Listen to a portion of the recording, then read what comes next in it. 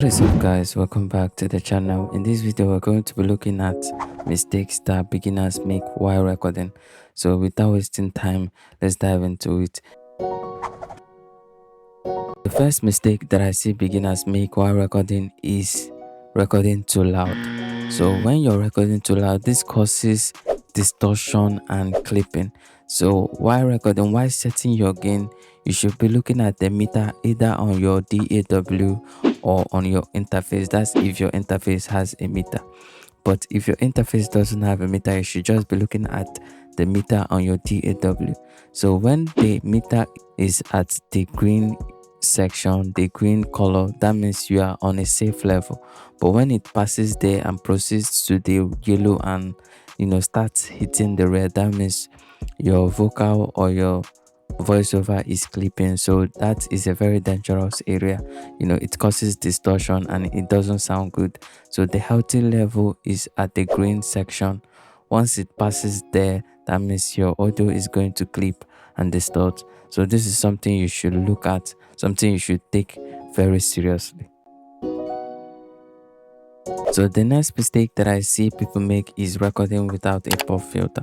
So the pop filter reduces the plosives that come from your voice. So when you don't record with a pop filter, that means you are getting a lot of plosives, and this is something that you can or cannot fix in the mixing stage. And yes, there might be plugins that can reduce plosives, but all those plugins tend to reduce the quality of your vocal or your voiceover at the long run.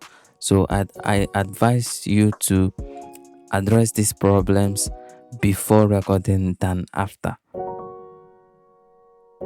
Next mistake that I see beginners make is recording in an untreated room. So I know you might be thinking treatment is very expensive, but there are many ways around this. When I say treatment, I'm not talking about multi-million-dollar treatment. I'm just talking about using a blanket and building a vocal booth to reduce the echo from the room and the reverb from the room.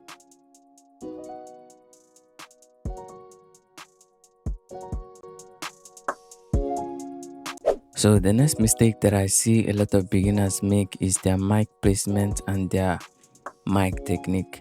So the mic placement is how far or how close the vocalist or the artist is around the mic. So the recommended distance is around 6 inches to 12 inches. So you can just mess around with this distance and find the one that works best for you and the type of mic that you're using. So the mic technique now, for example, is if you have a quiet vocalist or a quiet artist, the artist should be closer to the mic than when you have a very loud. If you are working with an artist that is very loud, or depending on the song that you're making. For example, if you're making a song that has a very quiet beginning and then a loud bridge, then the vocalist should be closer to the mic around the starting of the song. Then when it moves to the bridge, when it advances to the bridge, then the vocalist should move back a little bit.